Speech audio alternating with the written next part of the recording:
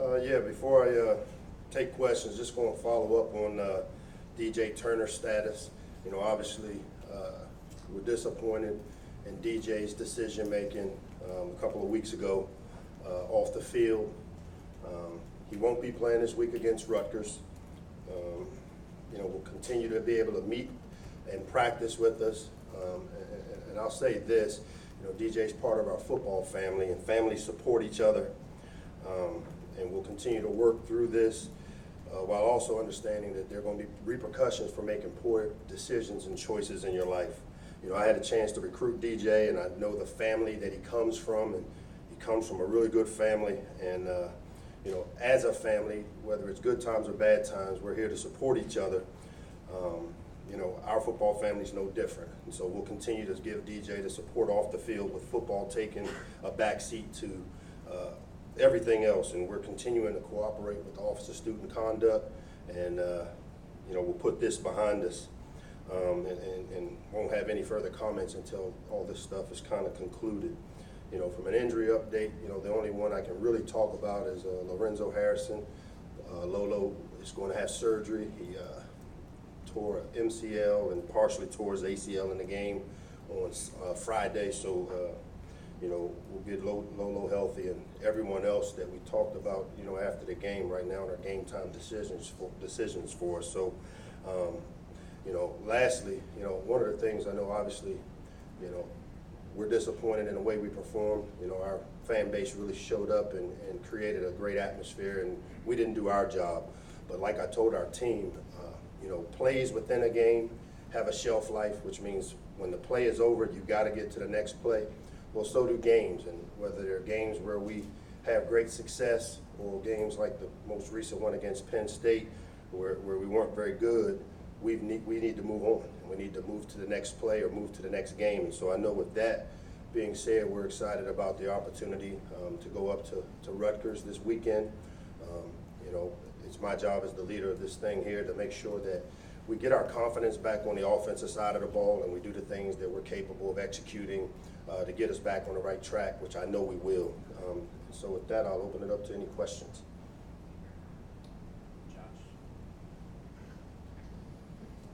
Mike, the lack of execution the last two games, does that start in practice and go back to what you were saying after the Syracuse game about needing to learn to deal with success and then also handle adversity? Yeah, I think those are all part of the growing pains of managing success, but also being able to come back from adversity. And, you know, again, that's my job as the coach and the leader, to make sure that our guys understand that and are able to do both those things. You know, the lack of execution, you know, it's amazing when you watch the tape.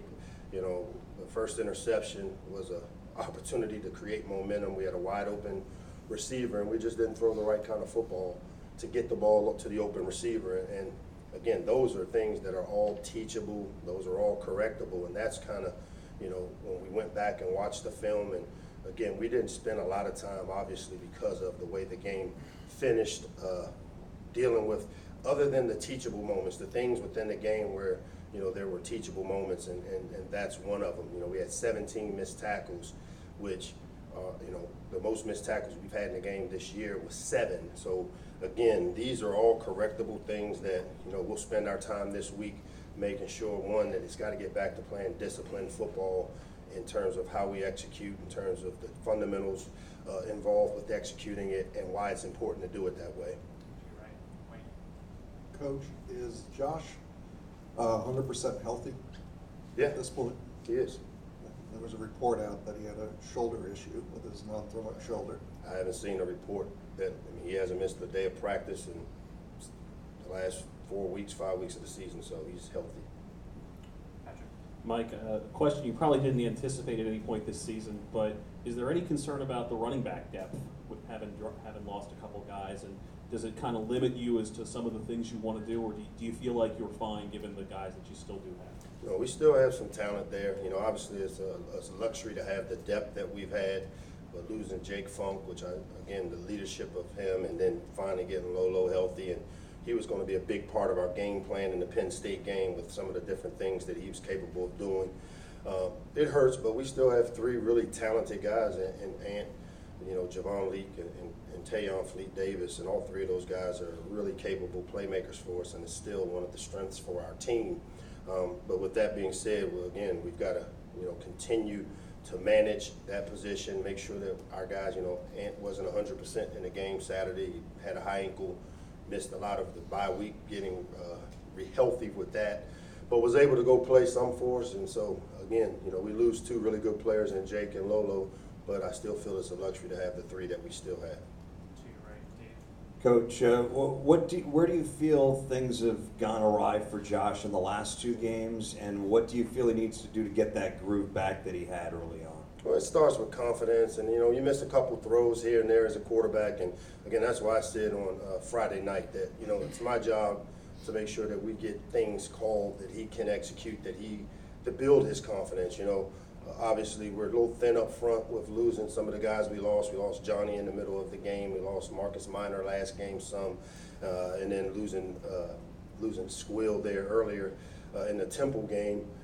We've got to give him confidence to be able to get the ball out quick, get back to being really disciplined, which I thought, he played a little better in this game than he played in the Temple game, but still missed some opportunities. And so, we've got to, again, continue on the offensive side of the ball to figure out ways to get our best players the ball, which are our running backs, and we got a few receivers and tight ends, which our quarterback has to distribute it. And this offense will go through our quarterback and his ability to make the decisions we need him to make on each and every play. And I thought Josh did a better job in the Penn State game than he did in Temple in some of the decision making. But again, the turnovers, we had 2 turnovers in the first 3 drives. We gave up 21 points off of turnovers. The one down in the red area was a back-breaking with a team like ours. We drive it back down there and have a chance to get 14-7, and we don't come away with points. Kind of took the life out of us. And again, that's my job to make sure that when we have adversity like that, that it can't create the environment or the culture on the sideline where it's here we go again mentality, as opposed to let's go do it again. Mike, in terms of the issues you have with the offensive line protection, is there a thought of getting Piggy on the field for some more packages, given his ability to, not need as much protection because of his ability to run? Well, I think you're going to always need protection, because even if you have a runner and they can contain you, that takes that away. I just think for us, staying in manageable third downs, we don't have a lot of protection issues on first and second down. And so, again, I always go back to, if you want to be good on third down, we've got to be really productive on first and second down and make sure we maintain favorable third down situations, which we did earlier in the year. I mean, again, this week we got about 10 third and 7+ situations, and we're not built up front to protect as long as you need to get that yardage. And some of that comes in the play calling where maybe we need to, instead of trying to get the full 10 yards for the first down, let's catch and run, understanding the limitations we have maybe with some of the protection issues to hold on to the ball. And so, again, we'll get some things put in the third down that will allow the quarterback to drop back and get the ball out of his hand a little quicker. But if we want to, he hasn't had trouble in protections on first and second down. It's been third down. It's been our Achilles heel the last 2 games, and we've been in some terrible third down yardage situations, which aren't favorable for anybody normally. Just to follow up on Josh, in terms of with the confidence issue, if he starts as his kind of start he had in the last 2 games, does he have sort of a shorter leash in terms of when you will make it, put Piggy in? Yeah, we're definitely continuing the rep. Piggy's gotten a good amount of the reps, the last 4 weeks as the backup quarterback. For me, it's all about the feel I have for Josh. I felt in the Temple game that, he was kind of had that long look that you see where it wasn't a lot of confidence. I didn't see it as much in the Penn State game. Later in the game, I thought early on after the 2 turnovers that he, so we'll continue. Josh is our starter, but yeah, just like any other position, you remain a starter based on your ability to produce. And for us at the quarterback position, it starts with taking care of the football first, scoring points seconds, and then displaying leadership third.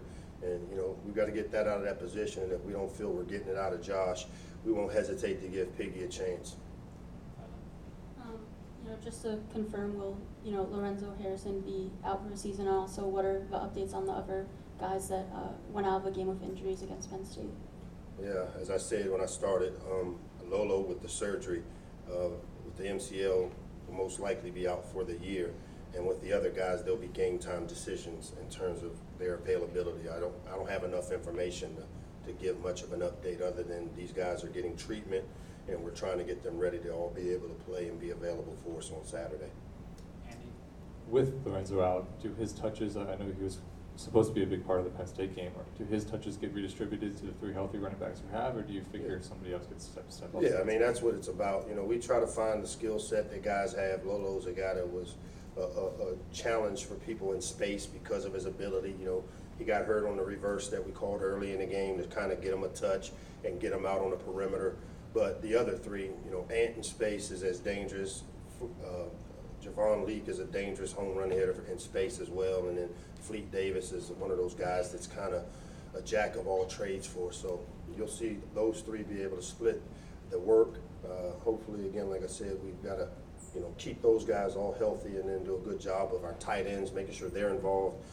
Dante Demas is a guy that I feel like we've got to get more involved in the offense like we had earlier in the year. And again, that's what the quarterback's job is, to be able to distribute the ball and make sure that we're getting touches to the guys that we need to get the touches to. Time for 2 or 3 more. As I'm sure you probably already know, Chris Ash was let go. They'll have an interim coach this week. Having gone through that situation yourself here, does it present any additional challenges? And having maybe gone through it, does it maybe help with any of those challenges, if there are any? Obviously it's disappointing whenever you see a coach get let go in the middle of the year, and I've experienced both sides of it, having been let go as a head coach, but also as an interim. And yeah, it's a challenge, and our players are well aware that, having gone through it themselves, and you saw the rally that they put together when they played Texas last year with the interim situation, that there's nothing worse than playing a team that doesn't have much to lose. And I would imagine, knowing Coach Ash and the type of team that he developed, that these guys will rally together to form a bond and play for each other. And so we expect them to have all types of effort to, you can expect anything. When I was the interim coach, one of the things I know that I used to say is that, hey, you can do anything you want. We can fake punts, so our guys have to be prepared for any and everything, because again, these guys have nothing to lose. And I know that the type of team that they are, when you watch the way they've played, they'll bond together and they'll give us a good fight. To your right, Mike. Mike, it seemed like Antoine Brooks had a pretty good game the other night. Can you talk about what he brings to the defense as a safety now? Yeah, Anton's one of those high energy guys. He'll make some mistakes here and there and take bad angles, but he makes up for it with his effort. He's the leader over there on that side of the ball. He's one of those guys that he's going to give you 110% of everything he has. He's a guy that at the end of the game is always banged up because he plays on all the special teams. He plays on defense for us. And again, he's been one of the best leaders for us this season. And, playing as a safety, we're getting him around the football. We put him in some situations. He's very versatile. He can play man coverage. He can blitz the quarterback. He can drop down in the box. And so he makes us a little more flexible on the defensive side of the ball because of his skill set. Last 2, Patrick and Don. Mike, when you look at the penalty situation, that was obviously a shortcoming last year as well as this year. I know you're not worried about last year, but does it take time to make a team more disciplined, or can you reverse that fairly quickly in light of what's happened here over the last couple weeks? No, we need to get it straight quickly. Our guys, we talk about it all the time. Discipline will precede winning, and part of discipline is not beating yourself. And some of the stats from that game. 22% of our offensive plays had some type of self-inflicted error. Interceptions, sacks, drop passes, penalties, fumbles. 22% of the plays you call can't have self-inflicted wounds. 17 missed tackles, 21 points off of turnovers. Like, those are all things. We're already playing the number 12 team in the country, and those are the things that I don't think they need help with being able to beat us the way they did. So, again, it's always going to start with us. Very rarely will it deal with our opponent. And so I've got to get that part fixed, and we get it fixed by either changing players, which With some of the injuries, it's a little tough to make those type of changes, but we'll keep reinforcing it. We'll keep coaching it. We'll keep coaching them through it. You know, the 1-2 is there by our guys, and again, it's great to know that, football is kind of a metaphor of life, and that we're going to get another opportunity this Saturday. You face adversity, you get up off the mat, and you go fight, and I expect our guys to do it. I'm looking forward to seeing it this Saturday. Yeah, Mike, just to follow up on Scott's question, in terms of preparing for Rutgers, when you have a new head coach, new offensive coordinator in there, is it harder to prepare because you're not knowing what their tendencies are, what this guy wants to do? And how much did you, when you coached that game against Penn State back in 2015, how much was that to your benefit? Did you change a lot of things from what Randy did? No, those are good questions. First, for us, we got to, again, it starts with what Maryland does. It starts with what we do on offense, defense, and special teams. And we need to be really clean in terms of our execution, in terms of our assignments, and making sure that we know and can execute our stuff first. I equate this game a lot to playing the opening game, where you don't necessarily know what you're going to get. You anticipate some things. I mean, obviously, there's very few things you can't just wholesale change and go from a pro-style system to running wishbone. At least I don't think you can within a 3-day period. But so the expectation is that they'll be similar to what they are, but obviously the personalities of the play callers. I know on the offensive side, I think they got a new play caller on offense because they let the offensive coordinator go. And what we're going to have to do defensively is be really clean in our alignments and our assignments. And then once we get into the game, the adjustment piece becomes huge for us.